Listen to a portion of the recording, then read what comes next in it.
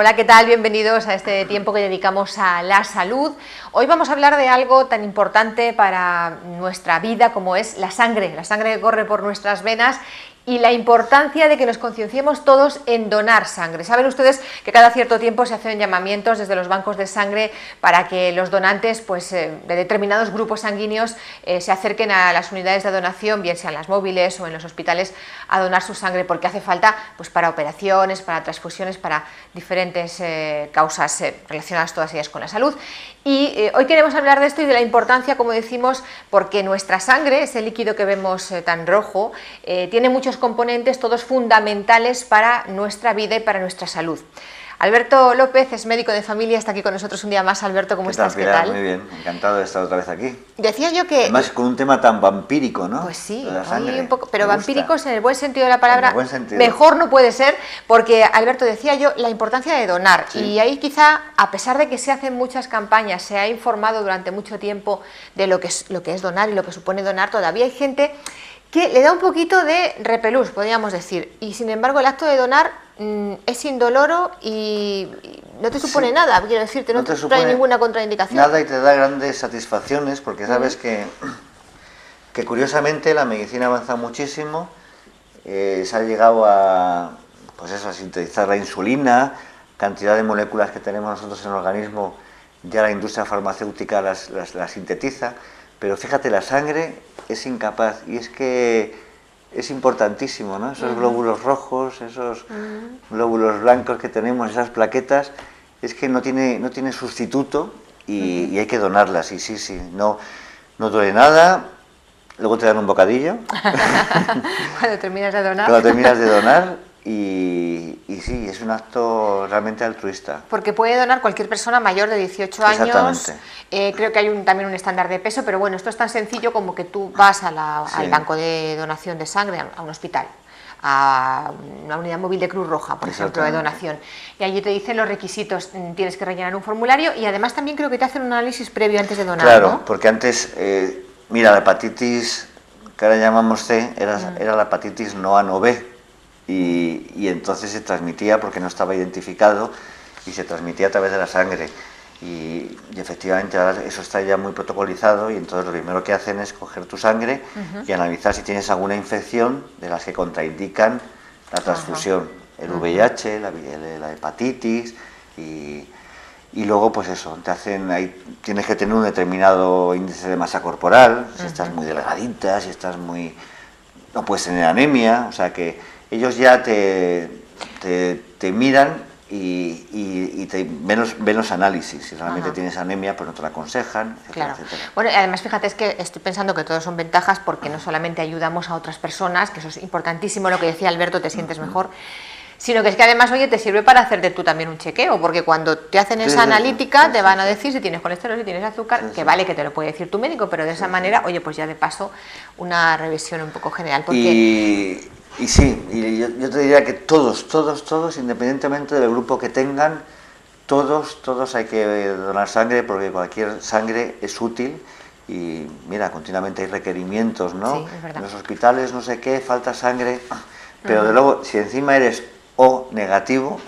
Eso te iba a preguntar, que ¿cuáles son los grupos que más frecuentemente pues demandan? El O negativo, mira, por ejemplo, el A positivo pues puede recibir del A positivo y del O negativo, porque el O negativo es el donante universal, entonces independientemente de marear al público, si eres O negativo puedes dar a todos. A todo el mundo. Pero no puedes recibir de todo el mundo. No, es que sí. Claro, porque... O sea, son los generosos, los exactamente, O negativo, me has dicho. Exactamente, y solamente pueden recibir cero negativo. Y solamente pueden recibir del cero negativo, porque ya si es el A negativo genera anticuerpos contra el antígeno del A, en fin.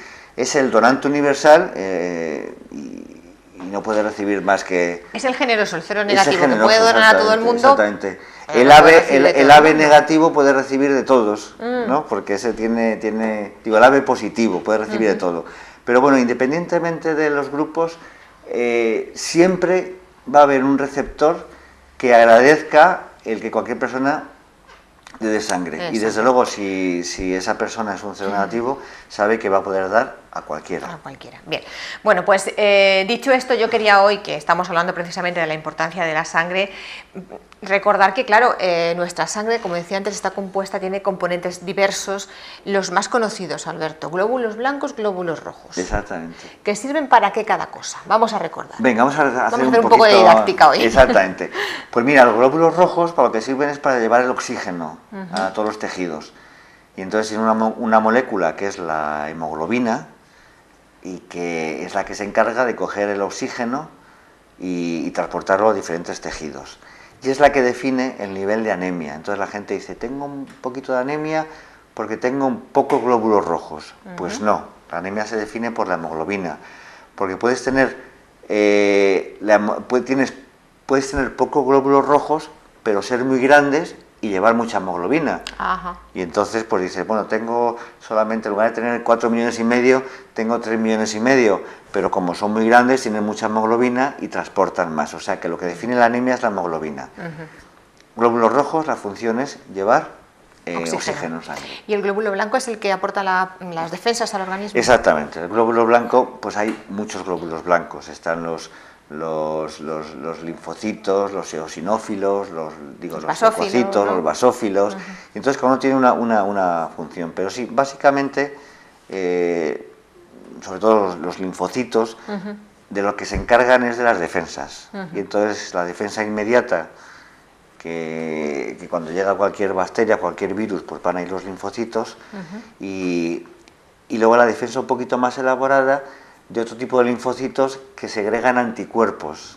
Entonces, fíjate, hay unos que directamente atacan y otros que segregan anticuerpos, que son sustancias como dardos, como lanzas, que las lanzan contra determinados antígenos, que pueden ser bacterias o pueden ser otras cosas.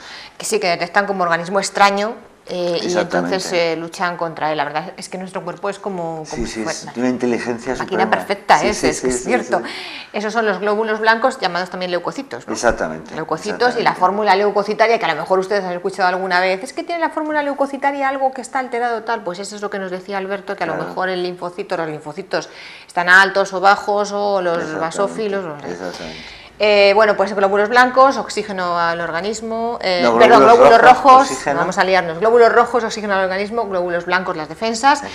Alberto, y si estamos, las plaquetas, a veces escuchas cuando te hacen una analítica, tiene las plaquetas bajas, ¿eso significa qué? Pues las plaquetas son las encargadas de las pequeñas lesiones que se hace el endotelio vascular, la superficie de los vasos, pues repararla, y entonces forman unos agregados de fibrina y tal, y entonces la va reparando. Y tiene que ver con la coagulación. Entonces, aparte de que también hay otros factores de coagulación, pero las plaquetas favorecen la aparición de trombosis. Cuando haces una herida, pues que eso coagule. Claro, el problema que tienen las plaquetas es que cuando están bien empeñadas en coagular, en hacer la agregación plaquetaria, pues a veces pueden producir trombos, ¿no? Entonces, en determinadas personas se dan antiagregantes, que lo que hace es evitar la agregación de las plaquetas.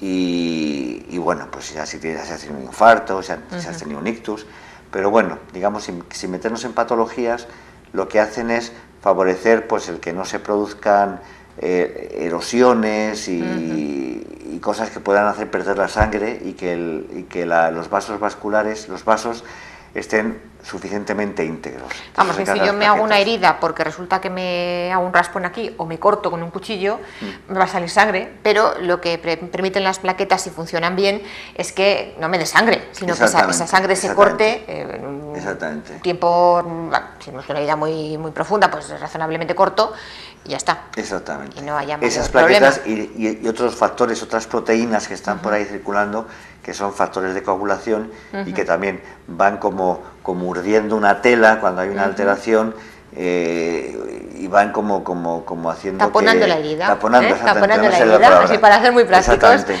Las plaquetas, lo bueno que tiene además que es que son muy eficaces, son tremendas. Entonces las cifras de plaquetas son 300.000, lo normal, pero incluso gente que tiene problemas y que a veces pues tienen déficit de plaquetas, pues con 30.000 plaquetas pues hacen su coagulación Fluida perfectamente. perfectamente. O sea que... Bueno, pues vamos a despedirnos. Solo una cosita, Alberto.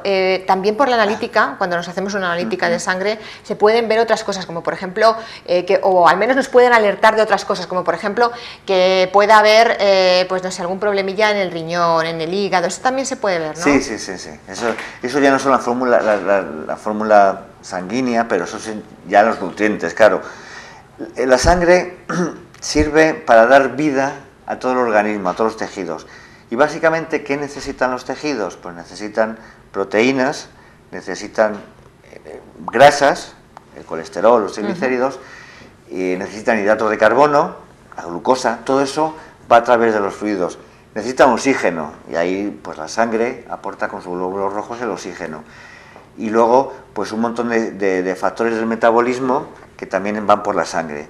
Entonces, bueno, pues como bien dices, el colesterol se ve en la sangre, podemos hacer determinación de glucosa por encima de un nivel, pues un individuo es diabético, y luego también podemos testar determinados órganos pues a través de determinados parámetros. La creatinina, pues es un derivado de la proteína que cuando el riñón funciona mal, pues la creatinina aumenta. Ajá. Y nos indica que pues se puede haber una insuficiencia renal. Ya.